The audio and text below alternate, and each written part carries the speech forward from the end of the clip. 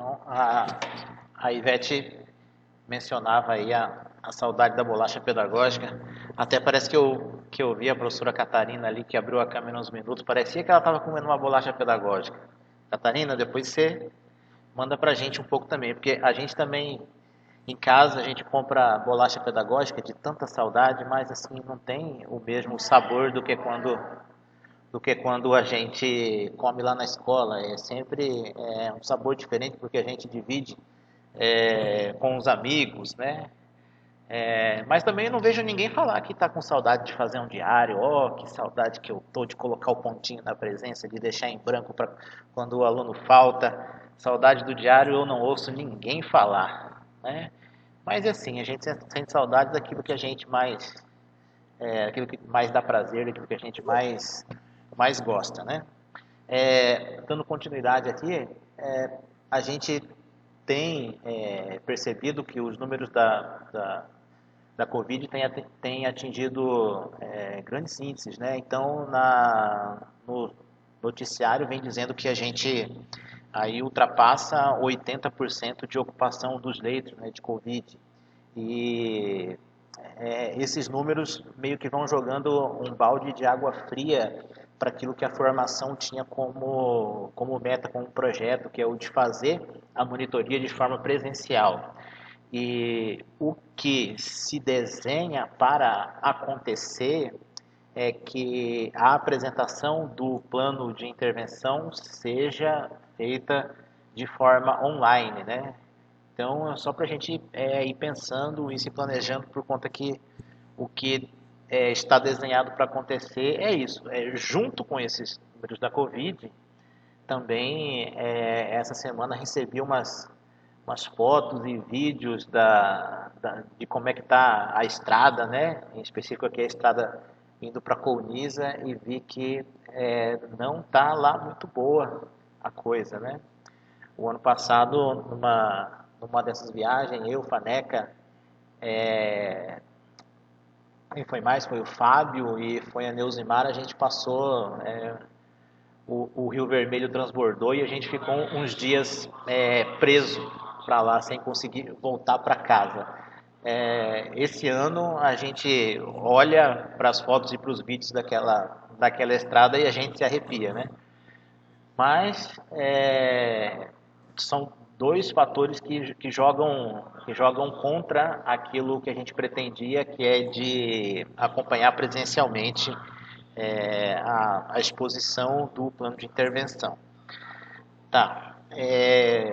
Vamos aqui então para. Vou tentar aqui novamente apresentar o material e aí a gente vai conversando sobre ele, né?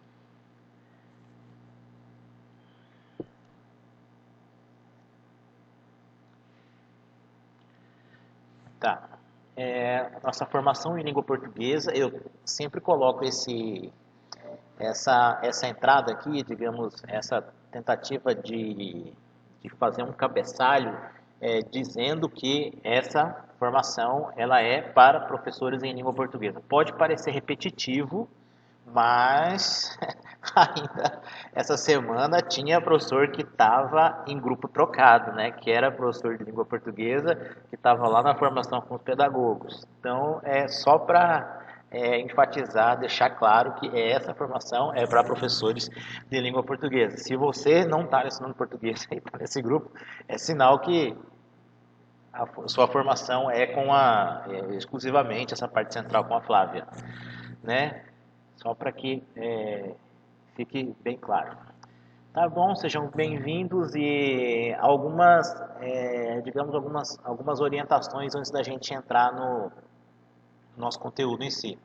Esse é o nosso segundo encontro online, né? Depois da, da live de apresentação, né? Tivemos o nosso primeiro, aí agora é o nosso segundo, e na semana que vem será já o nosso penúltimo, né? E na outra semana já o último antes da parte de apresentação do plano de intervenção. Então temos esse e mais dois encontros, né? Só para esclarecer aquela coisa do cronograma. Apesar de eu ter exposto na live o cronograma, de eu ter falado na live, na nossa primeira webconferência do cronograma e expor o cronograma novamente, aí vejo que no grupo de WhatsApp ainda não está, ainda tem dúvidas com relação ao cronograma, né, ao dia e horário que acontecerão os nossos encontros. Então, só recapitulando, teremos outros dois nas próximas 2 semanas, nesse mesmo horário e nesse mesmo dia da semana, né? Quinta-feira, às 18 horas. Novamente esse pedido, né, para que vocês não mudem de grupo, isso facilita o nosso controle de frequência. Quanto mais trocado de grupo eu fico, mais a gente demora para encontrar os nomes para fazer a lista de frequência, e quanto mais a gente demora para encontrar o nome, mais tarde vai sair a nossa certificação. Então, o objetivo o meu, o de vocês, eu creio que seja o de facilitar a vida. Então, para facilitar a vida, não troquem de grupo. A outra orientação na semana passada, a gente trabalhou e passei uma atividade no grupo de WhatsApp, e já se passou uma semana. Hoje nós vamos conversar um pouquinho sobre ela, mas já encaminharemos a nossa segunda atividade. A orientação é para que façam a da semana anterior. A da semana anterior, de certa forma, dá uma base para eu conseguir fazer a nossa segunda atividade, que a gente vai encaminhar mais para o final do encontro. Quem ainda nem começou, nem pensou ainda na primeira atividade por conta que não recebeu os dados da avaliação diagnóstica, entre em contato comigo no WhatsApp, no privado, informando o município e o nome da escola, que eu envio os dados da avaliação diagnóstica. Isso, a ordem de encaminhar esses dados para os professores é da coordenação pedagógica, porém a gente entende também que tem muitos professores que foram contratados recentes, né, essa semana. A coordenação é sempre aquele trabalho louco, né, muito ocupado, muita coisa para resolver, horário, formação, aluno que não faz, impressão, muita coisa. Talvez o coordenador, de tão atarefado, não tenha feito chegar os dados dessa avaliação diagnóstica até você, professor. Então, se você não recebeu ainda, se você não tem o painel ainda, peça para mim no privado, lá no WhatsApp, que encaminho. Os que já me pediram da semana anterior já estão todos encaminhados, já encaminhei no WhatsApp. Então, se você não tem, pede.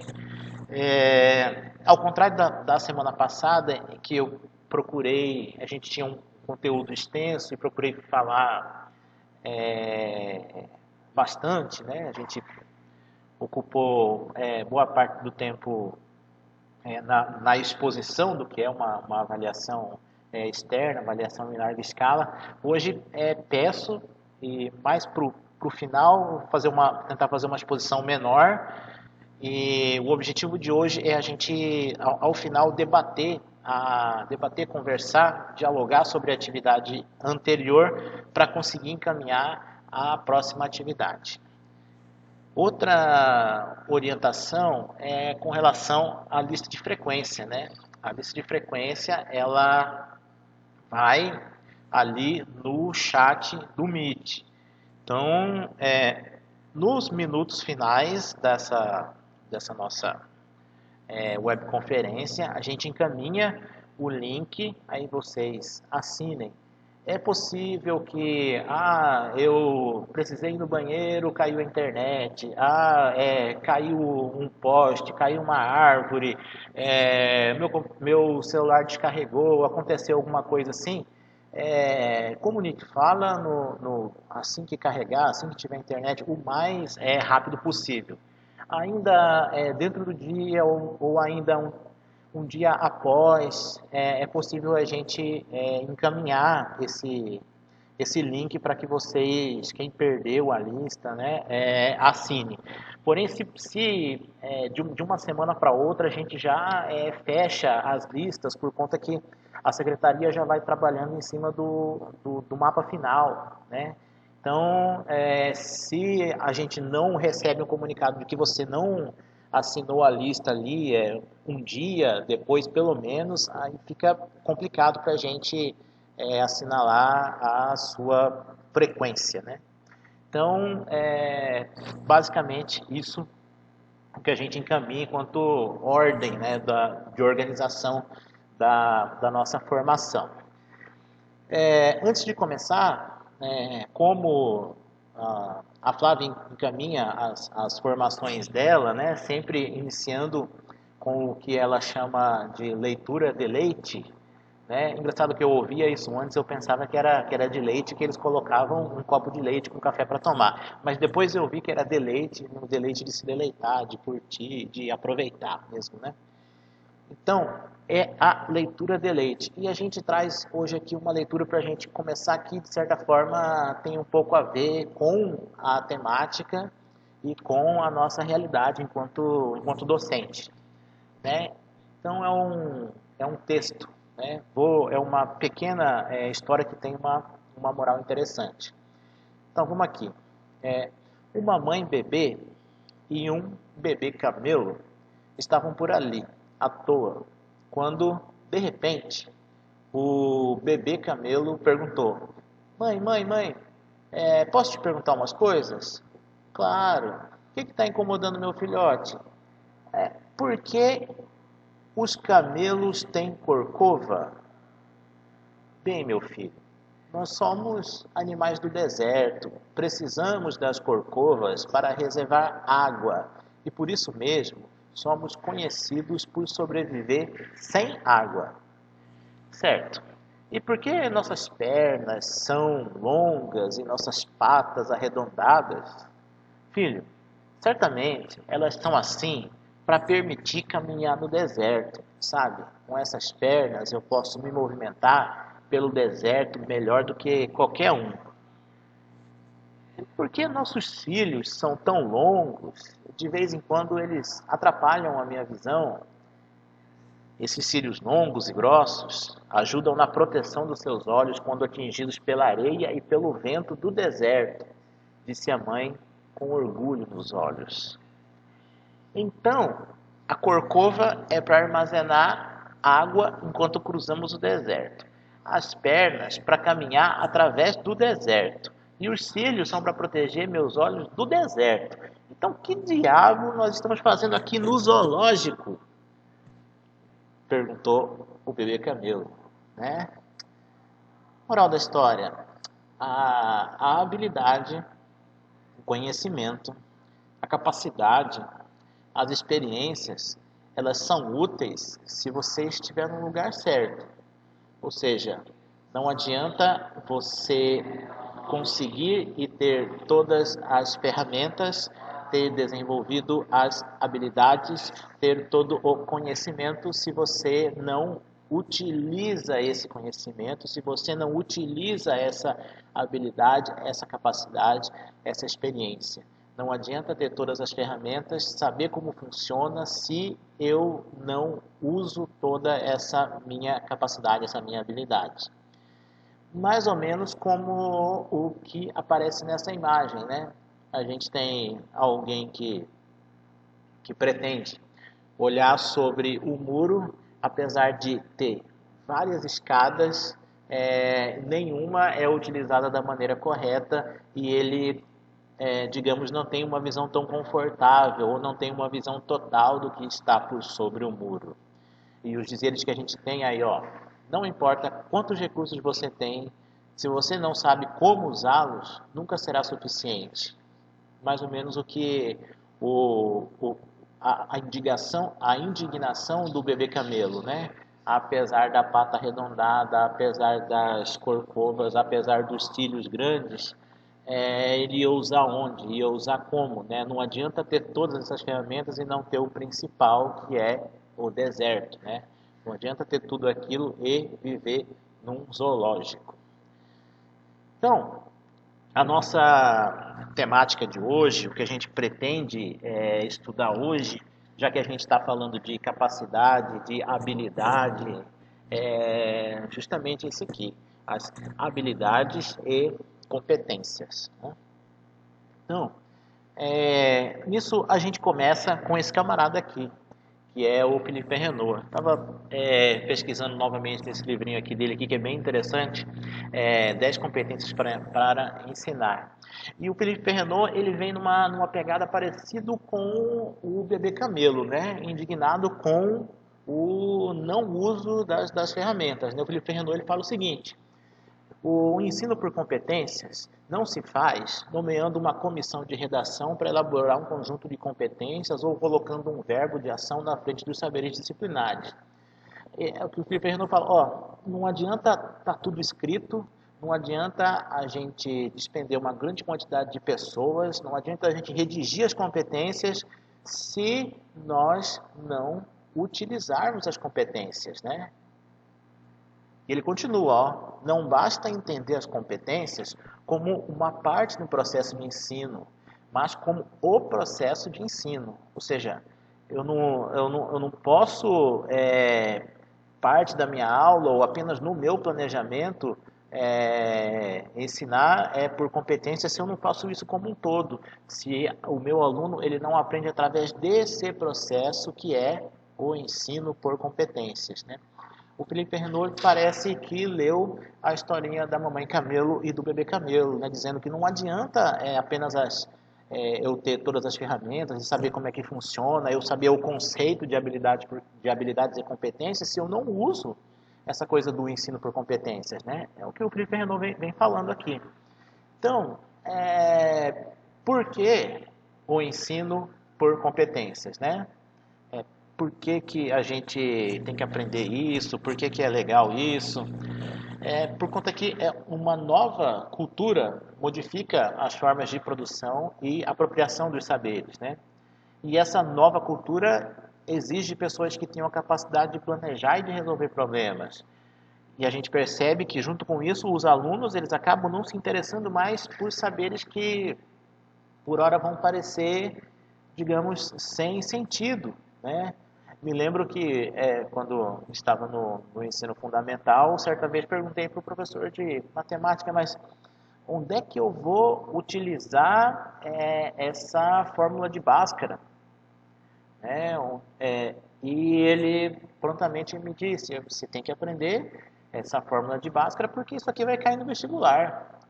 Então, hoje em dia, um professor que se pretende ensinar através da conceituação do Philippe Renault, ele tem que ter uma outra argumentação, um outro modo de convencimento do porquê aprender determinada competência, qual que é a utilidade disso no cotidiano, na vida da pessoa, do educando, né?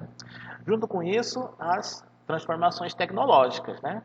Que vem acometendo a sociedade, ainda mais para a gente nesse período de pandemia, que a gente está aqui com o ensino online e temos que aprender como é que funciona o YouTube, temos que aprender como é que funciona o Meet, temos que saber quais as diferenças do Gmail institucional, do Gmail pessoal, o que, que cada um faz, conseguir lidar com o WhatsApp, conseguir lidar com o Facebook, enfim, são diversas ferramentas e a cada vez que a gente aprende uma, parece que vem uma outra ainda mais complexa. Meses atrás que a gente estava mexendo no Teams, tentando aprender tudo no Teams, né? Como é que funciona o Drive, né? Do Teams, como é que funciona a transmissão da aula, enfim, fazendo a geração dos e-mails institucionais ainda com o Microsoft Teams, né? Passou o tempo, parece que puxaram o nosso tapete e agora acordamos aqui com o Gmail. As transformações tecnológicas elas vão acontecendo muito rapidamente e a gente vai tendo que se adaptar numa velocidade que incrível, né? Então, junto com as transformações tecnológicas, vem essas sociedades cada vez mais complexas, né? Mas, junto com essa complexidade, o que vai embasar esse ensino por competências, né? Talvez um ponto crucial, que vai influenciar toda a pegada desse ensino por competências, talvez tenha sido a Conferência Mundial do Educação para Todos na Tailândia, em 1990. E nessa conferência ficou conversado, ficou exposto, né, os 4 pilares da educação, que muitos de vocês já devem conhecer, já assistiram, presenciaram outras formações, que são o aprender a conhecer, aprender a fazer, aprender a viver e o aprender a ser, né? Os 4 pilares. Aí a gente tem o desenho, né, desses pilares, né? O conhecer, o conviver, o fazer e o ser, né? O aprender a conhecer, muito ligado à motivação que o educando tem, muito ligado ao cognitivo, né? Enquanto que o aprender a fazer é muito relacionado à prática, né? À experiência, ao como é que eu faço isso considerando a minha habilidade motora. O aprender a ser já relacionado à maturação cerebral do educando, quanto ele consegue evoluir enquanto indivíduo, né? E o aprender a conviver é muito relacionado à empatia, né? Aos chamados neurônios espelho, ao quanto eu consigo me relacionar com o outro. Então, esses 4 pilares da educação acabam sendo e funcionando dessa maneira. Junto com eles, acabam tendo 5 concepções sobre esses pilares, né? E essas 5 que eu acabei trazendo aqui. A primeira concepção sobre esses pilares, e talvez seja a mais importante, é que eles são vistos como a base da educação, né? A segunda concepção é que são 4 aprendizagens, além de ser base, são 4 aprendizagens que se colaboram e que se comunicam. A segunda concepção é provavelmente e talvez a mais óbvia, né, é que se trata dos 4 pilares da educação. Elas permitem a educação dar resposta à missão da escola, né? Então, se o meu educando ele aprende a conhecer, aprende a fazer, a ser e a conviver, a escola vai ter cumprido a sua missão, né? A missão de formar o ser integral, né? A nossa terceira concepção é que são pilares do conhecimento, né?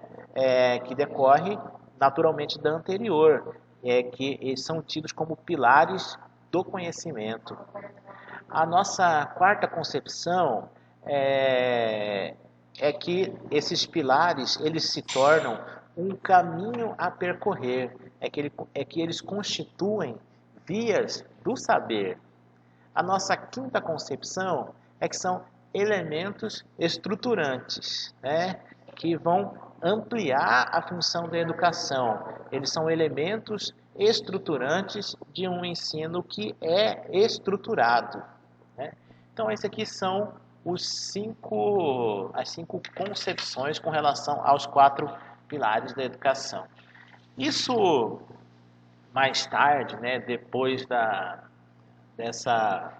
desse seminário, lá em 1990, realizado na Tailândia, isso vai ter uma influência grande e acaba também tendo o seu resquício depois da LDB, lá em 96, e também resquícios em documentos posteriores, como o dos parâmetros curriculares nacionais, e não tem jeito, acaba influenciando também ao que temos hoje, que é a nossa BNCC e depois disso o nosso documento de referência curricular.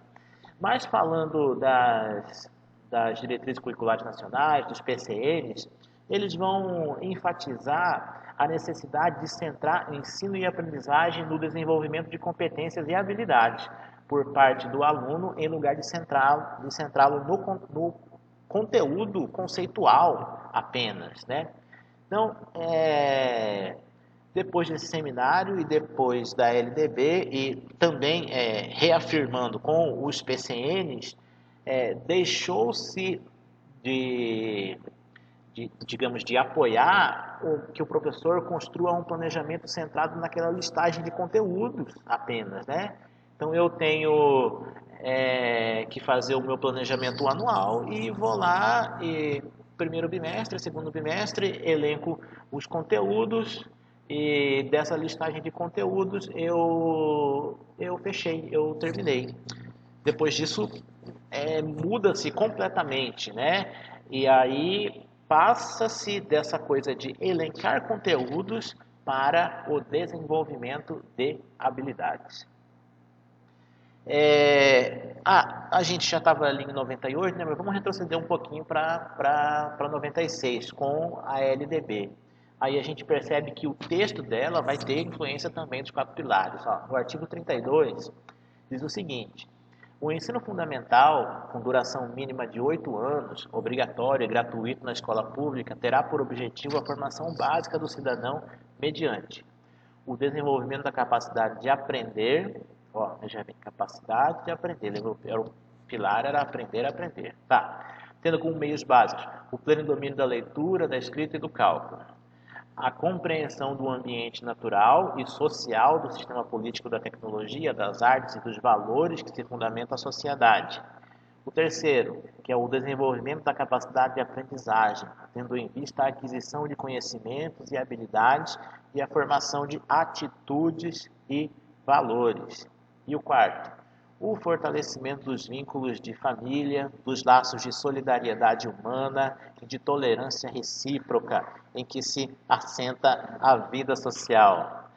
Então, vê que o próprio linguajar, né, da LDB, a gente percebe que não fala ali pelo menos nesse trecho, de componente curricular, de matéria, de disciplina, fala de fortalecimento dos vínculos da família, de solidariedade humana, de tolerância recíproca, de valores, enfim, fala de várias coisas, menos daquela listagem de conteúdo que a gente tinha anteriormente, enquanto planejamento anual de ensino.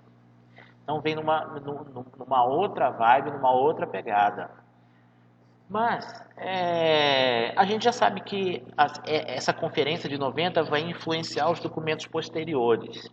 Mas hoje, né? Como é que, depois do Perrenot e os outros autores, como é que é o conceito do que é competência e habilidade?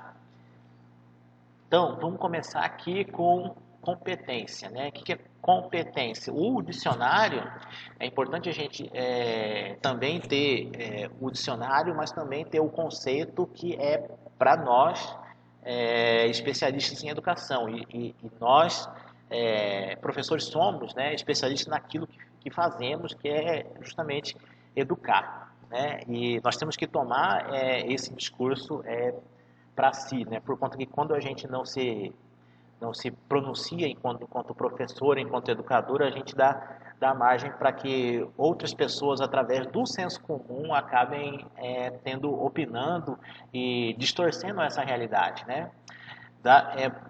Vejo muito isso agora, nesse momento, né? Muitas pessoas falando do retorno às aulas, né? Apoiando o retorno às aulas. Não, tem que voltar, porque se os médicos estão voltando, o professor tem que voltar também. Aí eu vejo gente de tudo quanto é lugar falando que tem que voltar logo, mas poucas pessoas dão espaço para a gente mesmo falar daquilo que é o nosso trabalho. Então, se a gente sempre se colocar e se pronunciar e argumentar enquanto especialista da educação, e nós somos, isso esclarece para a população qual que é a verdade que está por detrás disso, né? Então, vamos começar aqui. O dicionário, ele diz que competência é a qualidade de quem é capaz de apreciar e resolver certos assuntos. Então, é competente aquele que resolve assuntos, que resolve problemas.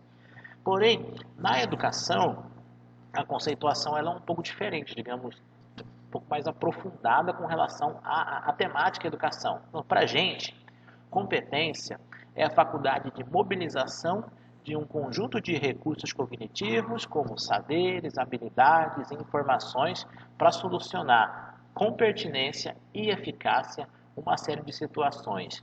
Quem nesse conceito é o Perrenot, né? Então, a competência é justamente essa faculdade de mobilização. Então, é o quanto eu me movimento, me mobilizo para resolver uma determinada situação, ela tem que ser resolvida com eficácia e com pertinência. Então, a competência, segundo Perrenot, é basicamente isso. Então, Perrenot, ele também vai pressupor que a competência, ela vai pressupor operações mentais, a capacidade de usar uma gama de habilidades, o emprego de atitudes que são adequadas à realização de determinadas tarefas. As competências, elas vão articular conhecimentos, habilidades, procedimentos, valores e atitudes, né? Valores e atitudes a gente viu essas palavrinhas lá na LDB anteriormente, né? As competências, elas não estão associadas a conteúdos e a matérias específicas, embora elas também se refiram a essas matérias, ou disciplinas, né? Aí eu tenho meu exemplo aqui. Utilizar instrumento de medição e cálculos. Então, eu não tenho específico ali um componente curricular, né, uma disciplina, mas eu sei que essa competência eu vou precisar de habilidades de diversos componentes curriculares, como matemática, como ciências, como geografia. Então, as competências, digamos, elas são mais generalizantes, né? Esse autor aqui eu também gosto bastante quando ele fala sobre competências e habilidades, que é o professor Macedo, chama Macedo Nino, né, da USP, né? Ele fala dos 3 tipos de competência, né? A competência como condição prévia do sujeito, digamos, quando ele tem um talento, né, um dom, né, uma extrema facilidade em resolver determinada situação. O meu segundo tipo de competência é quando eu tenho a competência como condição do objeto, independente do sujeito que utiliza esse objeto. Um exemplo, esse aluno é bom porque ele estudou com aquela professora, esse professor é bom porque ele usa aquele livro que é ótimo, né? Então aí a gente tem a competência como condição do objeto, que vai depender do sujeito que vai utilizar. E eu tenho também a competência relacional, que ela é interdependente, ou seja, não basta entender muito de um conteúdo, ter objetos avançados e adequados e não saber coordenar tudo isso. Talvez essa seja a nossa competência mais importante, talvez isso faça a gente lembrar lá do bebê camelo, né?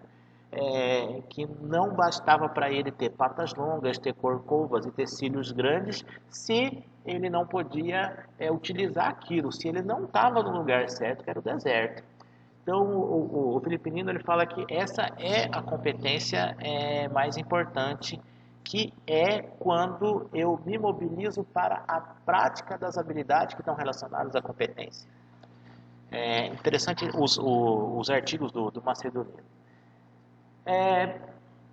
Junto com as competências, e esse conceito acaba desestabilizando a compreensão dos professores de início, né, que é competência, que é habilidade, então a gente já viu um pouquinho do conceito de competência. Agora a gente passa para a habilidade, no fim a gente cruza para tentar ver quais as diferenças entre um conceito e outro. O dicionário vai me dizer que habilidade é a qualidade de hábil, né? É a capacidade, é a inteligência, é a aptidão, é a excelência na proposição e realização de objetivos. Já em educação, a a habilidade é uma competência, só que de ordem particular, em que ela se aprimora com o uso. Exemplo, quem tem a competência para sair de uma valeta sairá melhor se aprimorar suas habilidades. Que habilidades que eu preciso para sair da valeta, né? São várias, né? Então eu preciso aprimorar várias para conseguir atingir o meu objetivo, que é a competência de sair da valeta.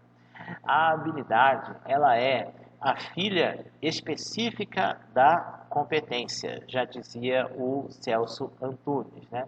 A habilidade, ela vai dizer respeito a uma capacidade adquirida, que é a de saber fazer, está muito relacionada à prática.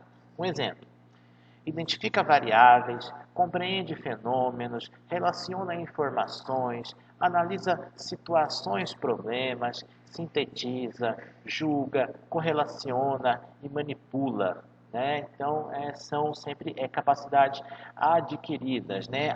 Como a gente estava dizendo, a habilidade está muito relacionada a outros dois fatores, que são a atitude e que são o conhecimento. Então, primeiro, conheço, estudo, desenvolvo a habilidade e, como disse, ela está muito relacionada à prática, eu tenho que partir para ela e parto através desse meu terceiro círculo aqui, que é o círculo da atitude. Competência versus habilidade. Né? As diferenças, né?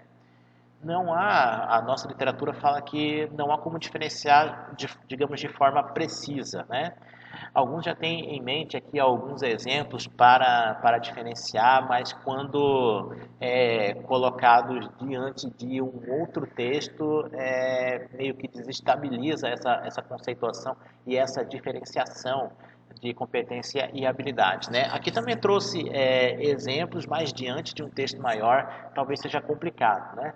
A literatura ela acaba nos dizendo que não há como diferenciar de forma precisa, porque em determinadas situações ou isoladamente, uma habilidade pode ser uma competência ainda a ser desenvolvida. A competência, ela é uma habilidade de ordem geral, enquanto que a habilidade é uma competência de ordem particular, específica. Então a gente tem sempre a competência digamos, com uma conceituação mais abrangente, em que nela é preciso eu ter desenvolvido diversas habilidades que são mais particulares, né? Aí eu tenho um exemplo aqui. Esse exemplo, um exemplo de competência, né? A competência é resolver problemas. Vê que isso é bem geral, né? É de ordem geral. Aí eu tenho as habilidades que elas são mais de ordem particular, né? Para resolver problemas, eu necessito saber ler, saber calcular, saber interpretar dados, tomar decisões e saber registrar por escrito.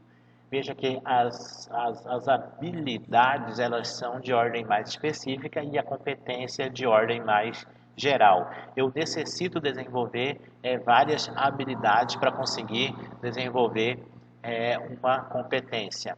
O professor Faneca, o professor Marcos Morandi, eles sempre quando eles vão diferenciar isso aqui, eles usam o exemplo do dirigir o carro, né? Eles falam que para ser um motorista competente, o que eu preciso? Eu preciso ter desenvolvido em mim diversas habilidades, como saber frear, acelerar, saber apertar a embreagem, trocar a marcha, conseguir visualizar, ver se o carro tem alguma pane, algum defeito no motor para eu ser um motorista, digamos, competente, né? Vocês já devem ter, tem alguns professores mais antigos aí, já devem ter assistido falas do Faneca ou do Marcos, então eu, quando penso nessa diferença, logo não tem jeito, eu lembro deles. né? Mas como as habilidades e competências elas foram parar no meu currículo, né? Como que isso vai me aparecer lá na LDB? Como que isso vai aparecer depois na BNCC? Como é que isso aparece lá no meu sistema? De onde é que tiraram essas coisas, né? Essas habilidades? Elas vêm de início agora da BNCC, né? Aí, mas o que é BNCC? Aí a gente vai aqui primeiro para um conceito e depois, digamos, para uma conversa, um estudo mais algumas concepções sobre a BNCC que se fazem importantes para a gente compreender o que vem a ser uma habilidade.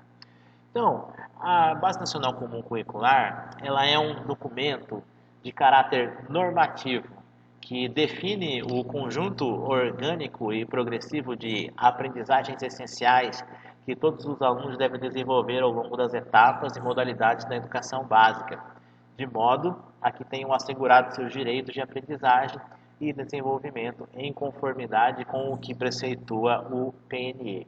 Então, a BNCC, ela é esse documento, por que eu negritei aqui? Ele é um documento de caráter normativo, ou seja, aquilo que é lei. E a palavra normativo, ela vai dar, na sequência, vai aparecer várias vezes, se você ler o documento, essa coisa do direito à aprendizagem. A BNCC é quem preceitua esse direito à aprendizagem, esse mínimo necessário em cada uma das etapas, como o mínimo necessário para que o aluno aprenda, né? O mínimo necessário para que ele tenha contato, para que ele tenha aprendido.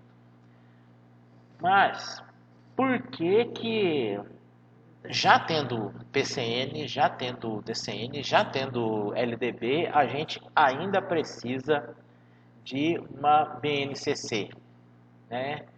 Porque sem uma BNCC, as redes de ensino, principalmente a dos pequenos municípios, elas enfrentariam muitas dificuldades, né? Tais como a indefinição sobre as especificidades dos programas de formação inicial dos professores, a divergência entre os conteúdos desenvolvidos pelos professores com os alunos e aqueles que são aferidos pelas avaliações externas. Então, isso aqui seria muito complicado, né? Já que sem esse documento, que é a base, o que os professores acabariam ensinando em sala poderia divergir daquilo que apareceria nas avaliações externas. E com a BNCC, a gente já tem, de certa forma, acordado que o que vai ser aferido nas avaliações externas é o que está na BNCC, né? Outro ponto é a insuficiência de capacidade técnica para o desenvolvimento e definição de currículos próprios, né? A BNCC já dando essa base facilita muito esse trabalho de construção desses currículos próprios, e os municípios, os estados estão aí nessa corrida para a construção, né? O estado de Mato Grosso já tem caminhado nesse sentido, já conseguiu construir e homologar o documento de referência curricular a nível do Estado. Os municípios têm se esforçado e corrido para a construção dos seus currículos próprios, né? Aqui o município de Juína já tem os centros de educação infantil já têm discutido, já fizeram seminário, já têm aprovado esse documento ainda com relação à educação infantil, o dos anos iniciais e dos anos finais ainda está em discussão, né? Alguns municípios já têm feito alguns debates com o viés, com a tentativa desses debates surtirem efeito para a construção dos documentos lá nos municípios. Alguns com uma discussão um pouco mais avançada, outros ainda engatinhando, mas aos poucos essa construção dos currículos próprios vão se assentando. Por que ainda construir a BNCC? Isso aclara muito, né, que a base ela não é o meu currículo, ela não é o meu currículo todo. A base digamos, é uma porcentagem, sempre ouço falar nesse número, né? Ela é esses 60%, ela é esse, digamos, a base, né? O pilar que vai sustentar a construção do currículo que já contaria com as especificidades e com a diversidade dos estados e municípios, né? Mas ela não é o todo, ela é, digamos, o mínimo, né? A base, ela é um documento que registra os conteúdos que são direito do aluno aprender ao final de cada uma das etapas da educação. A BNCC, de fato, é uma base sobre a qual os currículos serão elaborados, mas sempre respeitando as especificidades, as peculiaridades e as diversidades das regiões e das redes e das escolas em si, né?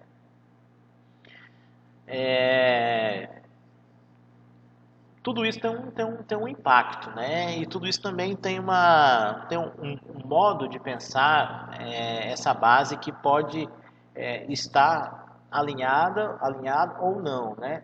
Que pode ser, para mim, importante e apoiar essa construção, mas também tem muito senso comum, né? E é importante a gente também desmistificar esse senso comum, já que somos especialistas mesmo, né? Como eu estava dizendo, especialistas em educação. Sabendo esse papel da BNCC de orientar os sistemas na elaboração de suas propostas curriculares, uma vez sancionada a lei de criação da base, é necessário pensar e pensar que com essa transformação e a partir da BNCC, isso vai surgir lá em 2018, né, que haveriam alterações, né, nos currículos de formação inicial das licenciaturas. Isso tende a ir se assentando e se modificando, né?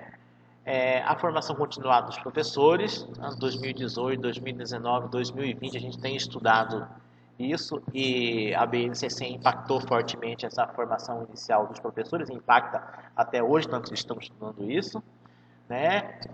Impacta também o conteúdo dos materiais didáticos. Ainda na semana anterior, fui na escola buscar o livro didático do meu filho, que estuda aqui na escola 7 de setembro, pegando os livros dele, né? Você observa ali na capa que aparece os dizeres ali, né? Alinhado ou de acordo com a BNCC.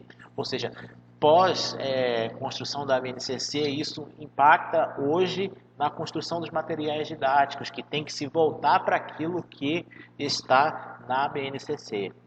Isso vai influenciar também as avaliações externas, né? A ANA, a Brasil, o Enem, tudo tem que estar voltado pós-BNCC sobre a BNCC. Isso vai impactar também as avaliações internas, né? E a nossa, né?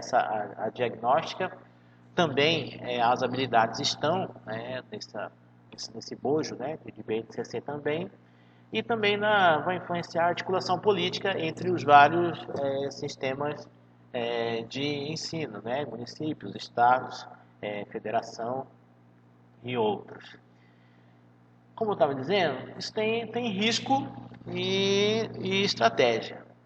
Né? Os riscos, né? O que é arriscado eu pensar, o que eu pretendo desmistificar. Achar que a BNCC é uma regulação excessiva, né? Achar que a BNCC ela retira do professor e da escola o protagonismo da ação docente.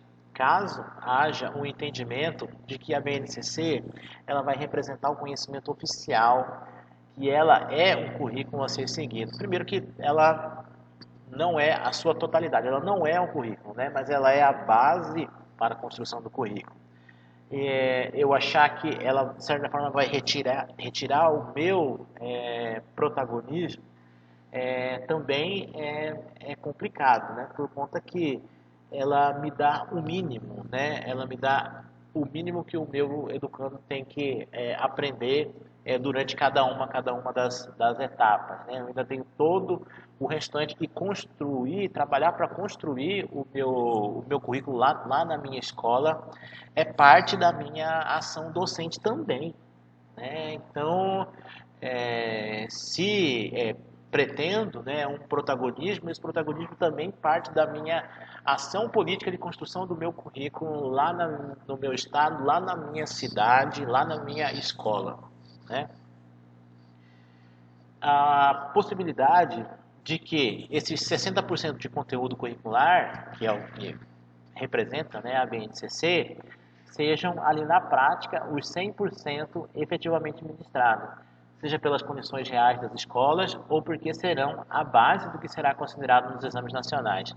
Ou seja, eu novamente ter a falsa ideia de que a BNCC é o 100% do meu currículo, quando não, ela é apenas a base, né? Então eu não posso pensar que ela é o 100%, mas eu tenho que pensar que na minha escola, no meu estado, no meu município, eu tenho que e posso contribuir para complementar, para inserir outros saberes e outras habilidades.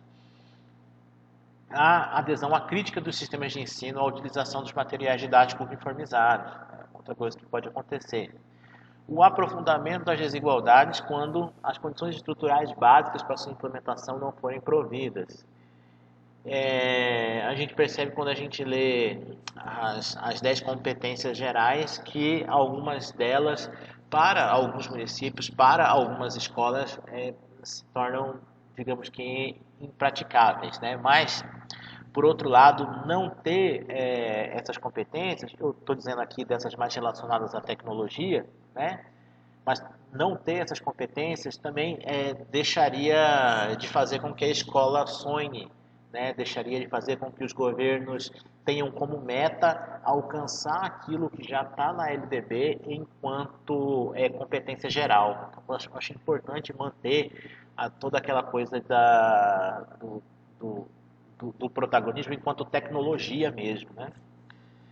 E o nosso último ponto aqui é a perda da diversidade da riqueza cultural local, né? De forma alguma, né? A BNCC ela é esse geral, esse mínimo de ordem nacional. Quando vou construir o meu currículo ali, enquanto o estado de Mato Grosso, a gente já tem ali diversas habilidades relacionadas à riqueza local enquanto estado, e quando vou para o meu município ali também, ou na minha escola, eu também posso inserir e colocar alguma coisa que seja, né, relacionada à minha localidade.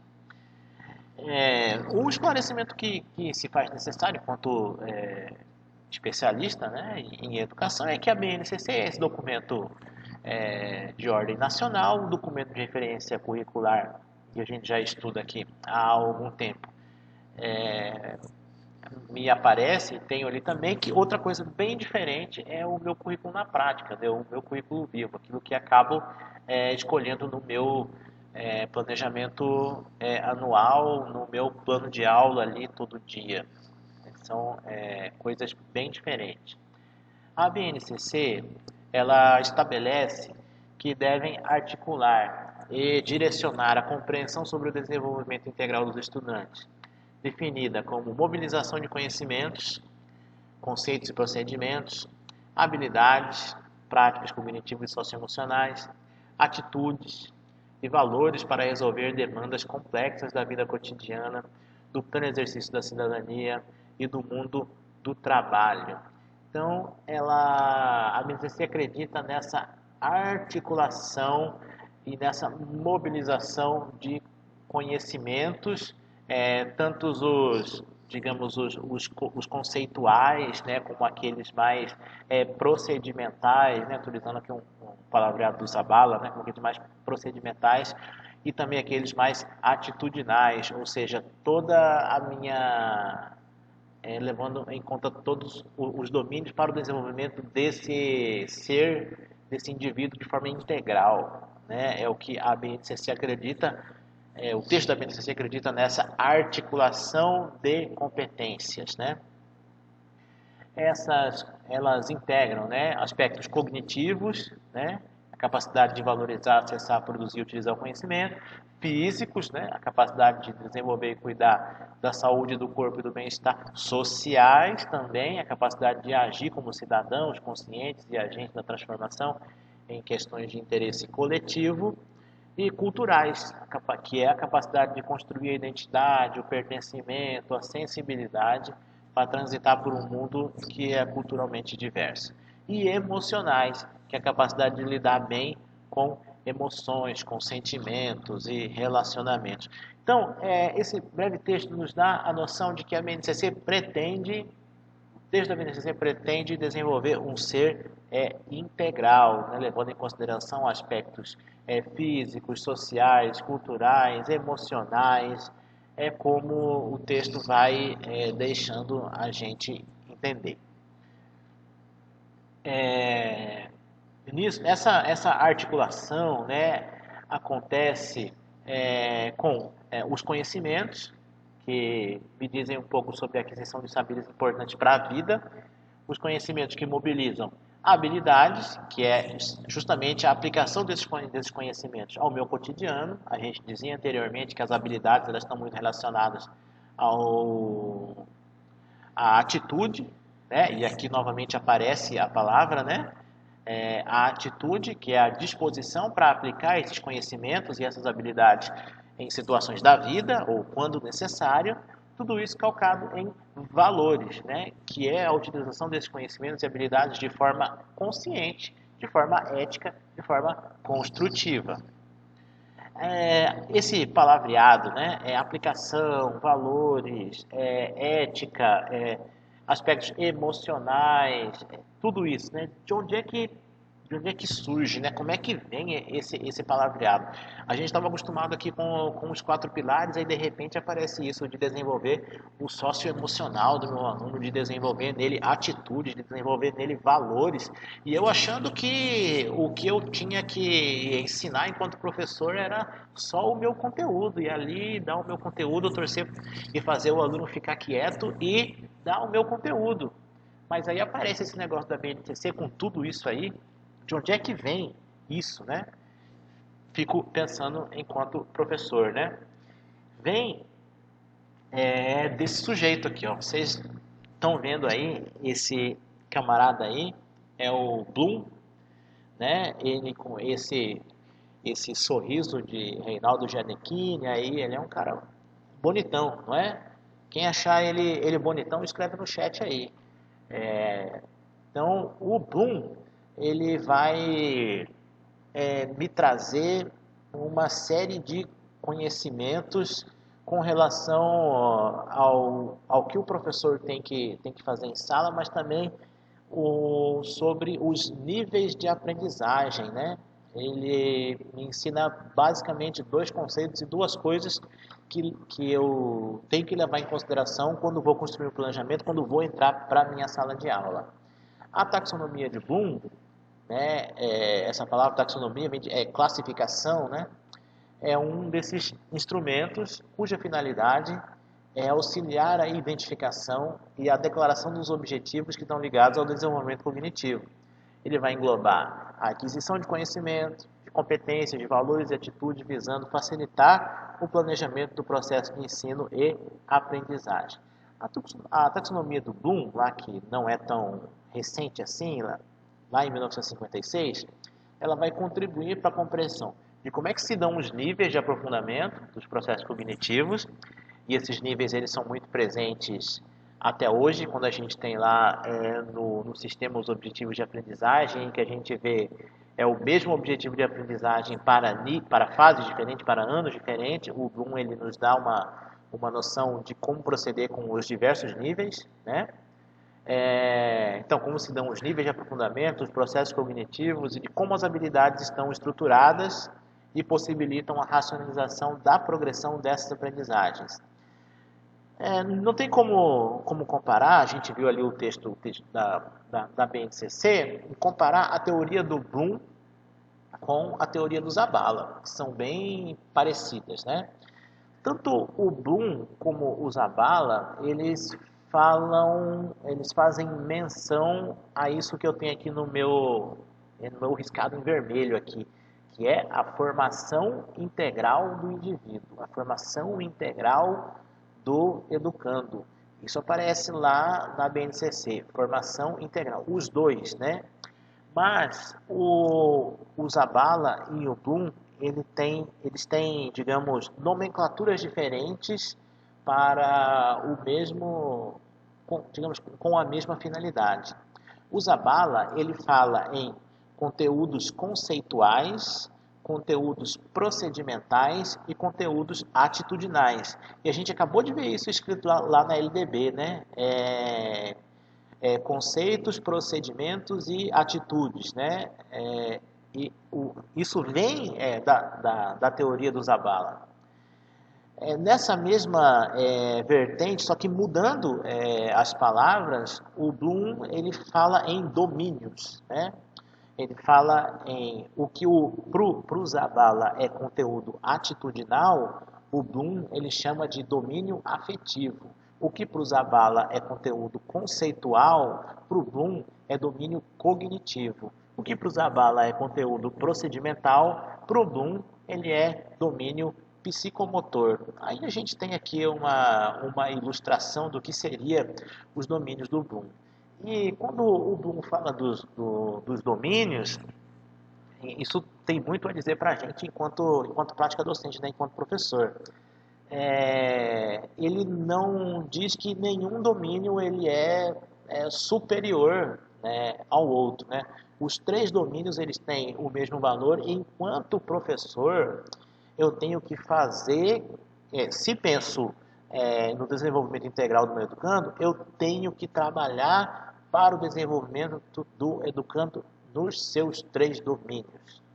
Então, vamos ver aqui de forma rápida o que seria cada um dos domínios, para na sequência a gente faz uma avaliação geral, uma fala geral sobre esses domínios, né? Então, primeiro aqui, do Bloom, o domínio cognitivo. Ele vai incluir objetivos que exigem a recordação, a memorização ou a reprodução de algum conteúdo que foi aprendido, a conexão com ideias, métodos ou procedimentos previamente aprendidos. Esse domínio é uma representação de 6 categorias, né, que é o conhecimento, a compreensão, a aplicação, a análise, a síntese e a avaliação. Isso aqui a gente vai ver nos degraus e na pirâmide que a gente já vai ver na sequência, que tem relação com esse domínio, né? Na sequência, a gente tem também o domínio psicomotor, que vai envolver objetivos que enfatizam alguma habilidade muscular ou motora, a manipulação de materiais e objetos e outros atos que demonstrem a coordenação neuromuscular do meu educando. E também tenho aqui o meu domínio afetivo, que vai incluir objetivos que requerem uma tonalidade de sentimento, de expressões, de emoção, de aceitação, de rejeição, de dúvidas, de decisões, estão ligados a atitudes e expressões humanas, né? Então, como o Bloom ele fala que nenhum desses domínios, um é mais importante que o outro, eu acho bem importante, assim, uma figura central na escola, o professor de educação física, né? O professor de educação física, quando ele lida com o jogo, e ele tem que lidar com esse jogo para além do conhecimento cognitivo, né? O jogo ele vai ter que fazer o estudo da regra, ele vai ter que ler alguma coisa sobre determinado esporte. E junto com isso ele vai desenvolver no educando o domínio psicomotor, já que essa prática, essa habilidade neuromuscular motora está presente no desenvolvimento do jogo, e junto com isso esse professor ele também faz com que seja desenvolvido nesse educando o domínio afetivo, já que o sentimento de derrota, né, a aceitação pelo grupo, né, a rejeição, né, as decisões que ele acaba tomando acertadas ou não, essas atitudes elas estão muito ligadas a esse domínio afetivo. Isso falando do professor de educação física. Tá, mas e eu, professor de língua portuguesa, quando planejo uma atividade, levando em consideração a teoria do Bloom, essa minha atividade, eu pensei em desenvolver nela apenas o cognitivo, ou eu pensei também no cognitivo, no psicomotor e no afetivo, né? Se faço apenas uma exposição, se dou direito à fala, se faço atividade em grupo, isso, eu penso nisso quando vou fazer o meu planejamento. O professor de língua portuguesa, quando ele solicita uma análise do poema ou a construção de um poema em que o aluno tem que expor ali as suas emoções, né, e a sua vida pessoal, ele desenvolve ali consigo o domínio afetivo. Mas também quando ele desenvolve, quando ele faz um trabalho em grupo, né, em que eles têm que ter uma liderança, tem que ter uma organização e há uma aceitação ou não de determinado educando em determinado grupo, né? Isso também há ali essa coisa do desenvolvimento afetivo. Então, o Bloom ele nos deixa com a pulga atrás da orelha, ele nos deixa pensando, puxa, essa atividade que eu planejei, eu pensei só no cognitivo ou eu pensei no cognitivo, no afetivo e no psicomotor? Ele nos deixa pensando esse tipo de coisa. E quando eu penso esse tipo de coisa, é bom, né? Ele nos deixa essa pulga atrás da orelha, porque tanto o Bloom quanto o Zabala, eles falam desse desenvolvimento integral, né? O ser humano ele tem que ser esse equilíbrio entre o cognitivo e o emocional. Tem que ser esse equilíbrio entre cérebro e coração, né? O que diz Bloom ainda sobre os níveis, né? Para o Bloom, ele entende que o conhecimento ele se dá como uma escada, né? Como níveis de uma escada, que para adquirir uma nova habilidade, que é pertencente ao nível seguinte, o aluno deve ter dominado e adquirido uma habilidade que é do nível anterior, né? Mais ou menos como essa escada em que essa menininha tá tentando percorrer aqui. E nisso se encaixam aqueles verbos que a gente acabou de ver lá atrás no domínio cognitivo, né? Esses verbos aqui, o lembrar, o entender, o aplicar, o analisar, o sintetizar e o criar. E para o Bloom, os verbos de ordem superiores, que estão quanto mais em cima, né, seriam os mais difíceis, né, digamos, de alcançar, enquanto que os da base, né, ali seriam, digamos, os mais fáceis do professor trabalhar. O lembrar, né, que é muito associado à memória, né, ali seria o primeiro nível, o mais fácil. Ou seja, aquilo que o professor vai, explica um conceito e se o aluno memorizou aquele conceito, vai aparecer ali no exercício que o aluno escreveu, aquilo que o professor queria através da sua memorização, aquilo lá é a parte mais fácil. Aquilo lá é a parte que o Bloom fala que é a base, né? Mas o Bloom ele fala que a gente deve percorrer, deve subir a pirâmide, deve subir os degraus, né? Então, o conhecimento para o Bloom ele vai se dar, além dessa figura da escada, tem a figura da pirâmide, né? E que a base da pirâmide eu tenho ali o lembrar e o entender. Quanto mais eu vou subindo, mais vai sendo difícil eu, enquanto professor, atingir, né? Então, o trabalho mais fácil seria o entender e o lembrar. E isso vai ficando mais difícil quando eu penso que após a exposição, em que através do exercício o meu aluno entendeu, memorizou, lembrou aquilo que eu ensinei, ele aplique na sua vida. Quando o aluno aplica na sua vida, aí é um trabalho mais difícil para o professor de se fazer. Um trabalho ainda mais difícil é quando o aluno, além de aplicar, ele analisa e ele avalia e, por último, ele ainda, depois de tudo isso, consegue criar alguma coisa. Aí, digamos, seria um trabalho fenomenal do professor, né? Quando chegamos a esse estágio de criação. A taxonomia de Bloom, ela tem para cada uma daquelas fases, daqueles degraus ali da pirâmide, uma gama de verbos. Aí logo eu vejo a influência desses verbos que aparecem na teoria da taxonomia do Bloom aparecer lá na minha BNCC, nas habilidades, e aparecer também lá no sistema quando eu tenho ali os objetivos de aprendizagem, né? Então, recordar, muito ligado a reconhecer, listar, definir, rotular, nomear, e assim eu vou ter para cada fase, degrau, verbos, né, que de certa forma seriam utilizados como sinônimos desse estágio, né, de criação e de ação docente.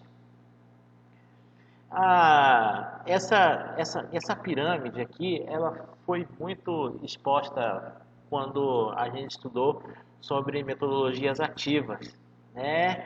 Ela é essa mescla do que seria a teoria do Bloom com esse aqui é um neurocientista, eu esqueci o nome dele, que faz essa associação entre a pirâmide do Bloom com o que o aluno ou qualquer um aprende na sua prática, né?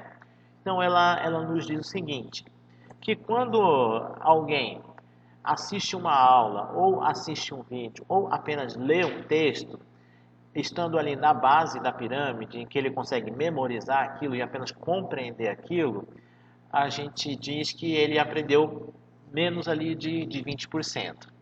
Quando esse meu educando, para além do lembrar e para além do compreender, ele aplica aquilo que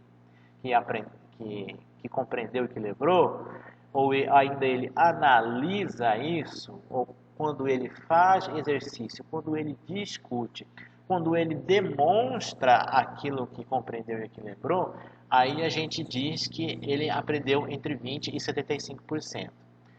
Já quando ele vai para o topo da pirâmide, em que ele consegue, para além do lembrar, compreender, aplicar e analisar, quando ele consegue avaliar e criar, ou seja, quando ele trabalha como um mentor, quando ele pratica imediatamente e procura ensinar aquilo que aprendeu, ou seja, quando ele aprende fazendo, aí sim o aprendizado dele está sendo superior aos 75%. Novamente, o Bloom, ele me deixa assim pensando, né? Puxa, eu preparei o meu conteúdo, eu procurei ser o mais claro possível na minha explanação, eu falei, eu desenhei, quando eu perguntei se alguém tinha dúvida, ninguém levantou a mão e achei que todo mundo tinha entendido, mas todo esse meu esforço para esse educando aprender menos de 20%. Puxa vida, que desgosto, né? Mas tenho que pensar em subir um pouquinho mais na pirâmide do Bloom. Para além dessa exposição, o que eu posso pensar? Eu posso pensar na aplicação, eu posso pensar na análise, eu posso pensar na criação de algo para que esse meu aluno atinja mais do que esses em torno de 20%, para que eu atinja ali em torno de 75%. Então o Bloom, ele nos deixa assim algumas lições. Entre essas lições assim, o que eu ensino e como é que os meus alunos aprendem, né? Nos deixa pensativo com relação a isso.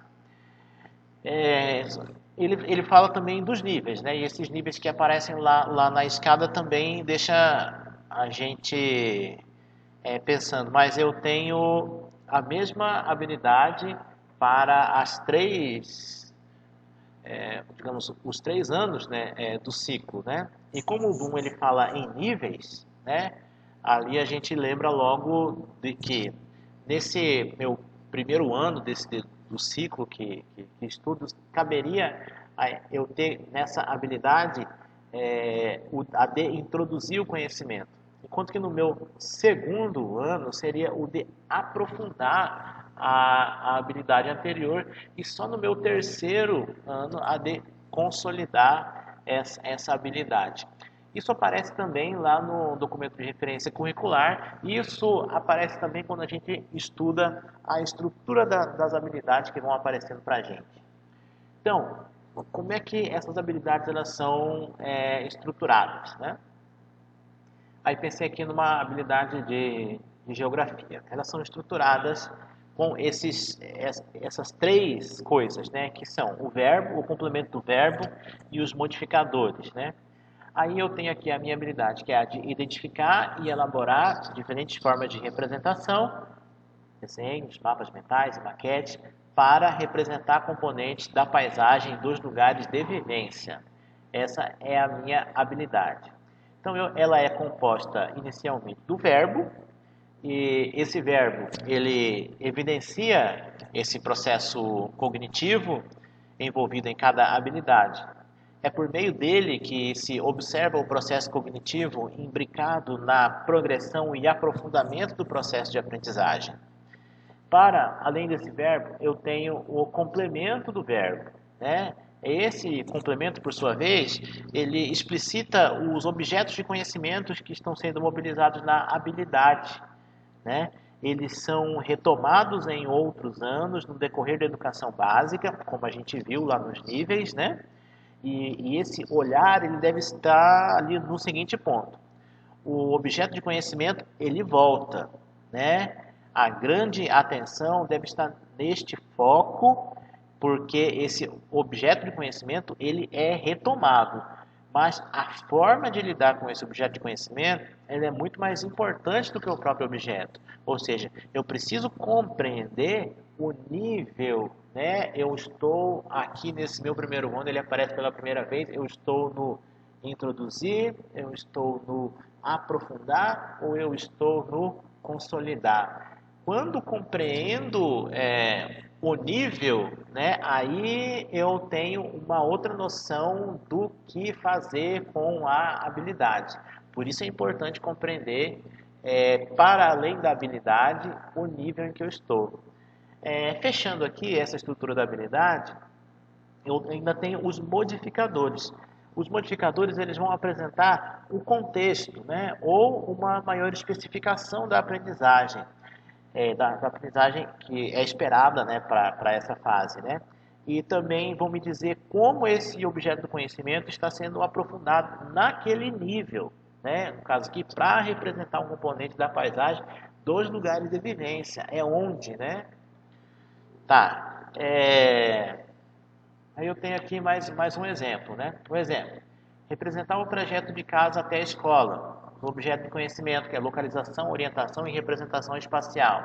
Aí eu tenho habilidade ali, ensino fundamental, 2, geografia, identificar e elaborar diferentes formas de representação em desenhos, mapas mentais e maquetes para representar componentes da paisagem de lugares de vivência. Aí eu tenho ali o desenho que vai representar justamente os lugares de vivência desse meu educando, né? O que o estudante precisa, qual é o processo cognitivo, qual é a ação que ele precisa desenvolver, o que, para que, onde, qual o contexto. Aí eu entendo como é que funciona cada um dos itens que compõem a minha habilidade, que são o verbo, o complemento do verbo e os modificadores. Bom, isso serviu para a gente esclarecer um pouquinho sobre como é que se compõe, como é que funciona essa coisa das habilidades, mas como prometi para mim mesmo, hoje eu quero ouvi-los. Hoje pretendo escutar vocês. E para ouvi-los, eu gostaria de saber um pouquinho da atividade da semana passada. Se vocês não fizeram, não tem problema, mas eu gostaria que vocês tentassem o mais rápido possível. E daí eu queria saber, e queria, se vocês se sentirem à vontade para abrir a câmera, para falar no microfone, ou se não se sentir à vontade de falar, ao menos no chat, quais que são as dificuldades para fazer a atividade que foi proposta. No encontro anterior, abrir a atividade, abrir um painel, né, exemplo, procurei ali junto com vocês escrever qual que é a habilidade, qual que é o ano fase, e tentei exemplificar, procurei ser o mais claro possível, mas talvez não tenha sido claro o bastante para solucionar todas as dúvidas. Repetir novamente, de quem não recebeu os painéis com avaliação diagnóstica, me chama no privado que eu envio, né, os painéis. Quem está perdido, não achou a atividade no grupo, também pretendo hoje novamente fazer uma outra postagem e posso postar novamente também para quem procurar a primeira atividade e também hoje pretendo postar no grupo a nossa segunda atividade. Mas agora quero deixar de falar um pouco para ouvi-los. Então eu quero saber quais as dificuldades para solucionar, resolver, fazer a atividade da semana passada. Então, um por vez, não precisem brigar, quem quer falar primeiro, quem quer falar depois, um por vez apenas. Quero ouvi-los.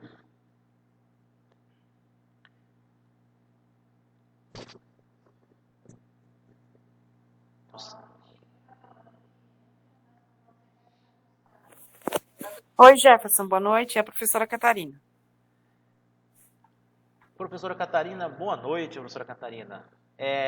O que todo mundo quer saber aqui é se era bolacha pedagógica mesmo ou não que a senhora estava comendo. Não era, não. Puxa, que decepção.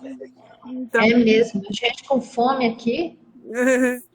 E você assanhando nossas bichas. Só tem água nesse cefapro. É barrinha de cereais. Que light, rapaz.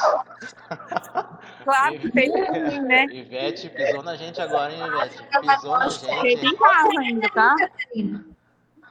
Pode falar, Catarina. Pode falar, Catarina. A respeito da atividade da aula passada, da semana passada. É só para preencher aquela ficha lá com o nome da escola, o nome da gente, o e-mail institucional. Eu envio isso exatamente para onde? A gente tinha falado que o meio de enviar, ele ainda não está pronto, né? Por conta que a gente ainda está aguardando a liberação do botão para criar turma no Classe 1. O objetivo final do curso é a gente construir o plano de intervenção. Para construir o plano de intervenção, a nossa primeira atividade foi voltada para o levantamento de dados, né, sobre a turma que pretende fazer.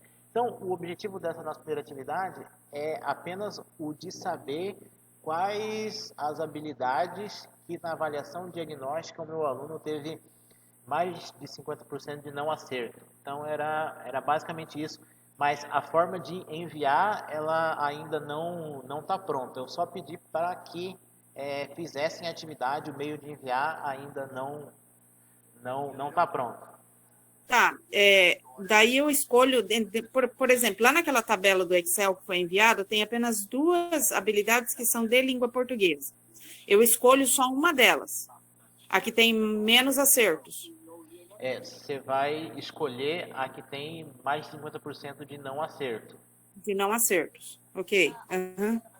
E daí eu escolho uma das minhas turmas que eu trabalho hoje para aplicar esse plano de intervenção. Exatamente, a senhora está correta. Isso aí. Beleza, então a minha parte está feita. Isso aí.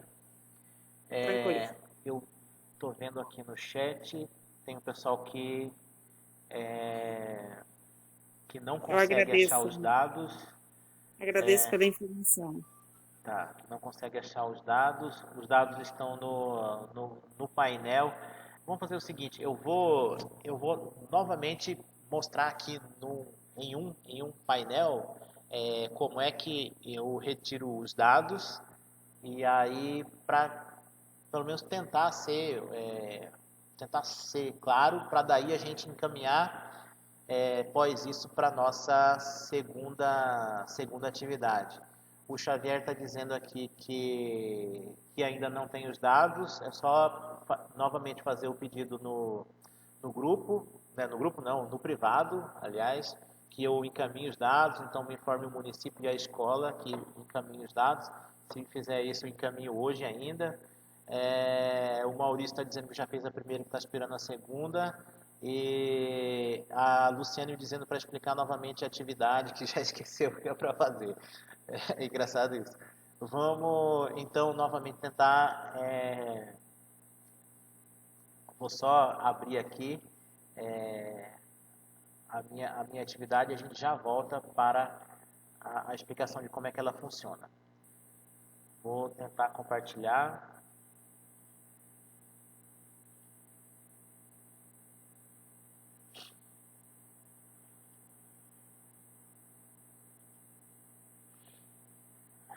Compartilhar a tela aqui. Então eu tenho aqui vou ter a minha primeira atividade.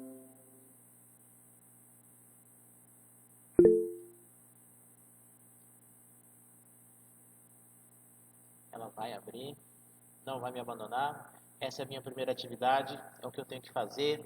E aqui ela pede para que eu escolha uma turma e ao escolher essa minha turma, com base nos dados do painel, eu preencha o quadro que tenho abaixo, né? Esse meu quadro, ele pede ano turma, ele pede a habilidade que tem mais de 50%, né? E o código dessa habilidade. Essa habilidade ela está dentro de uma unidade temática. E aqui eu faço uma observação se eu achar que é necessário, né? Faço uma observação, se eu quiser apontar aqui qual o índice de não acerto, se eu quiser dizer que a minha avaliação interna da escola vai dizer o contrário, enfim, eu faço aqui alguma observação que eu achar pertinente para a minha realização do plano de intervenção. Bom, essa aqui é a minha atividade e a minha atividade ela é feita com base no painel. Tá? Vou minimizar aqui e vou tentar abrir o painel agora. Tem aqui as avaliações da SEDUC, vou utilizar a mesma escola da outra vez. Vamos ter que entrar em Juína. E dentro de Juína aqui eu vou escolher Escola Marechal Rondon. O painel da Marechal Rondon vai abrir para mim.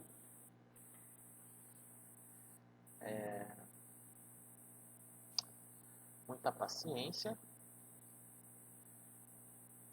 100%. Agora ele vai abrir e os dados que eu quero são aqueles que a gente acabou de ver lá. Marechal Rondon, o que me pede primeiro é a minha turma. Então eu vou direto aqui, série ano fase, tentar filtrar aqui um desses anos para mim. Vou escolher um sexto ano, então eu apenas clico aqui, vi que eu baixei aqui, com série ano fase, e baixo aqui até no sétimo, oitavo, nono, mas não, aqui vou escolher o sexto ano. Escolhi um sexto ano, ele vai me informar aqui quantos sextos anos eu tenho nessa escola.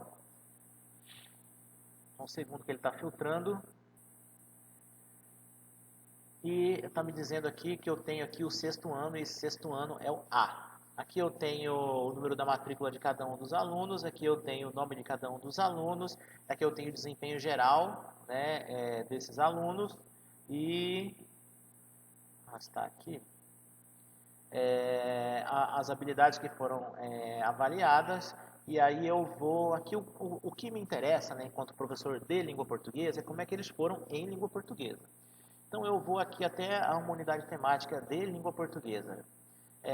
Escala, conexão, não é forma de representação, não é português, grandezas e medidas é matemática. Então eu tenho leitura é português, né? Então eu escolho aqui a unidade temática de leitura. Cliquei nela em leitura e aqui à minha esquerda vão aparecer as habilidades que foram avaliadas nessa unidade temática. E aí eu vejo que nessa habilidade aqui, ó, dessa habilidade, com esse item, 14 alunos erraram, né, esse item e 9 acertaram. isso se encaixa daquilo que eu tenho que apontar no meu quadro, que é quem tem mais de 50% de não acerto. Então, a maioria do círculozinho aqui está de não acerto. Então, eu sei, somando aqui quantos alunos participaram, quantos alunos erraram essa habilidade. Vermelho, errou, verde, acertou. Então, tá. Então, eu tenho como começar aqui. Voltando aqui à minha atividade, vou começar a preencher aqui. O ano que eu escolhi foi o 6º ano, não foi? Então eu vou escrever aqui 6º ano. A unidade temática que eu escolhi a gente escolheu lá, foi leitura. A habilidade com a qual eu escolhi, eu já esqueci, se eu voltar aqui, vamos ver aqui, EF15LP03. Então eu vou aqui novamente, EF15LP03. E aqui eu faço a minha observação. Se eu quiser escrever aqui, 14 alunos erraram, apenas 9 acertaram, e colocar números que vão complementar a minha análise com relação a essa habilidade, eu posso fazer. Mas aqui a gente fez uma unidade temática. Tem mais, vai ter turmas que vão ter mais itens para se avaliar, vai ter turmas que vão ter mais questões para serem avaliadas, mais habilidades trabalhadas, mas só por onde começar. A explicação e a explanação é basicamente só por onde começar, e o começo aqui vocês já pegaram, né? Já tem. Espero ter ajudado com essa pequena explanação. Para além disso, né, então a gente já sabe o que fazer. Além de encaminhar a lista de presença, vocês já escreveram aí, a gente tem que encaminhar também a atividade dessa semana. Então, vou fazer uma explanação aqui sobre a atividade dessa semana, que vai demorar, que vai ser bem rápido. Na sequência, a gente já assina a lista e já se despede.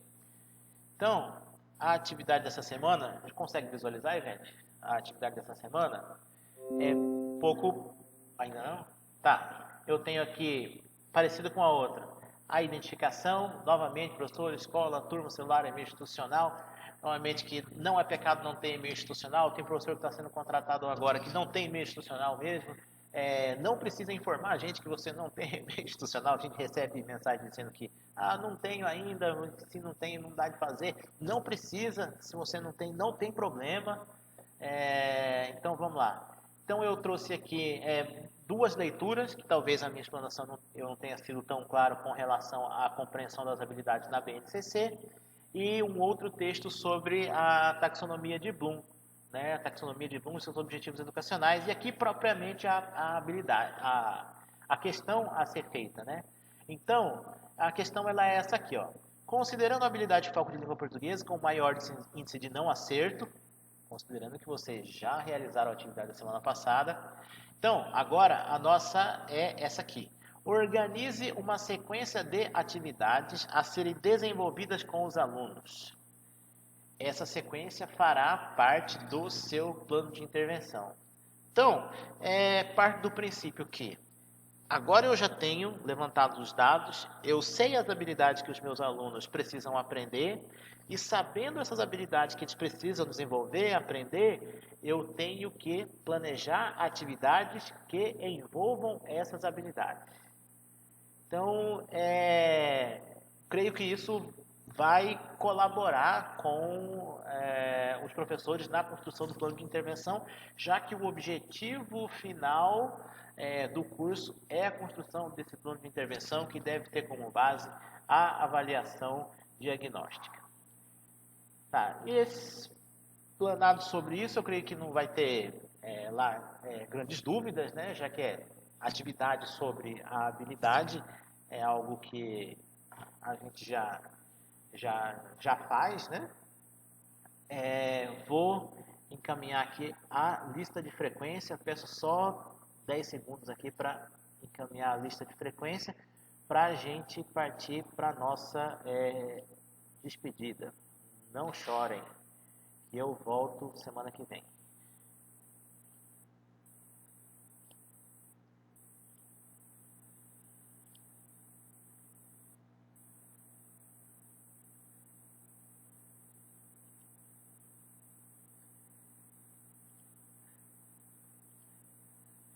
pessoal vê que pode colocar no grupo atividade. Vou colocar no grupo a atividade sim.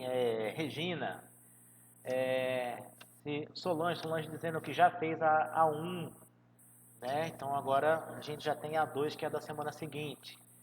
Então, a gente já tem encaminhado e combinado que faremos a atividade 2 e a gente volta na semana que vem. A temática da semana que vem já vai ser plano de intervenção, já que a gente está partindo para reta final já do nosso curso, né? A gente tem o encontro da semana que vem e a outra já é o último, já é finalizando.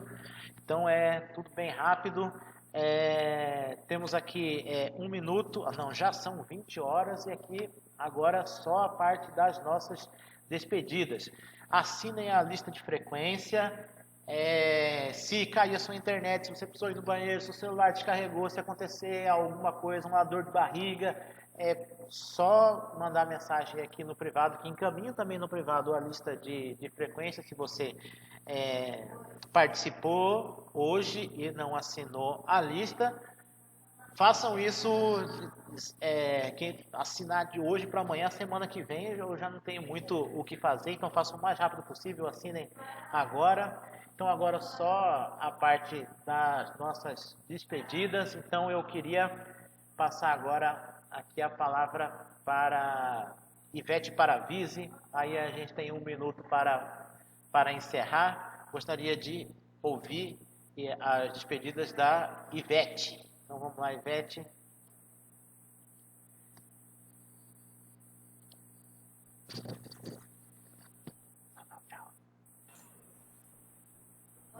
Boa noite a todos. Prometo que eu não vou ficar falando muito, tá todo mundo cansado, né? O Maurício já riu, ó, já tá com medo que eu vou fazer um discurso, né, Maurício? Vou não, prometo. Boa noite, bom descanso, Deus abençoe a todos. Até semana que vem. Abração, beijo, se cuidem, fiquem com Deus. Então, pessoal, abração, até mais. Vocês sempre me dão sorte. Semana passada me deram sorte no jogo do Flamengo. Pessoal, até mais. Até semana que vem. Um abraço. Valeu. Assinem a lista. Quem não conseguir assinar a lista, eu já estou vendo que várias pessoas aqui já assinaram. Quem não conseguir assinar a lista, mensagem no privado, eu já encaminho. Beleza, pessoal? Obrigado. Até semana que vem, quinta-feira, às 18 horas. Até mais. Valeu.